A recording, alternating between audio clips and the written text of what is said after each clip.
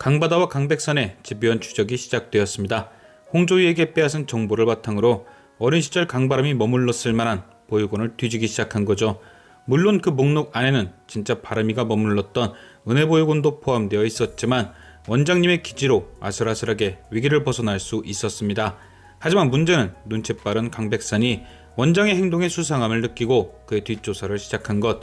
그런데 때마침 다행스럽게 회장실 밖에 있던 은세연이 이 대화를 엿듣게 되고 곧장 배순영, 윤산들과 함께 대책회의를 진행합니다. 그리고 윤서연은 한 가지 아이디어를 내놓죠. 바로 자신이 죽었다는 가짜 증거를 만드는 것. 그녀는 보육원 원장님께 오래전 세상을 떠난 딸이 있다는 사실을 밝히며 그 딸의 납골당을 이용할 계획을 설명합니다.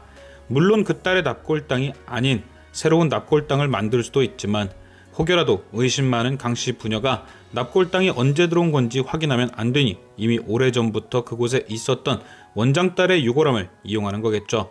그리고 이 계획의 결론은 대성공. 배순영은 강백산의 가족을 납골당으로 안내했고 강바다에 작은 의심이 있었지만 그마저도 잘 피해갔습니다. 강바다가 강태풍에게 강바람의 납골당에 대해 알려준 것만 봐도 그 존재를 믿는다는 얘기니까요. 이후 강태풍은 강바다가 알려준 납골당으로 향해 강바람의 죽음을 확인합니다.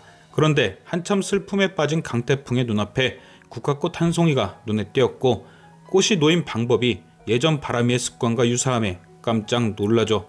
꽃이야 누구든 그렇게 놀 수 있는 것인데도 꽃을 놓고 간 것이 바람이라 확신하는 게 조금 웃기긴 하지만 태풍은 이미 그 꽃의 주인 찾으러 뛰어나갑니다. 그리고 만나게 된 것은 은서연. 이미 오늘 23회에서 강바람을 찾을 때마다 은서연이 나타난다며 의심을 하던 강태풍이었기에 이미 그는 이번 만남을 통해 은서연을 강바람이라 확신한 듯 보이죠. 아마도 앞으로 전개는 24회 예고편에 나왔듯 은서연은 끝까지 잡아뗄 테지만 강태풍은 알면서도 모르는 척 은서연의 곁에 머물 듯 한데요. 홍저희와의 결혼을 파혼 통보하게 된 이유도 같은 생각에서일 것 같습니다. 바람이를 결혼 상대로 생각하는 건 아니지만 굳이 계속 죽은 척하는 동생을 지켜주고 싶었던 거겠죠. 결혼은 원래부터 강태풍이 원하던 것도 아니었으니까요.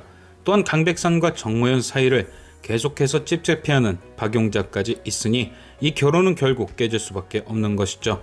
아마도 이후 강태풍은 이렇게 계속 모른 척 은서연을 지켜보다가 결국 그녀의 사연까지 접하게 되고 그녀를 돕겠다 나설 것 같습니다.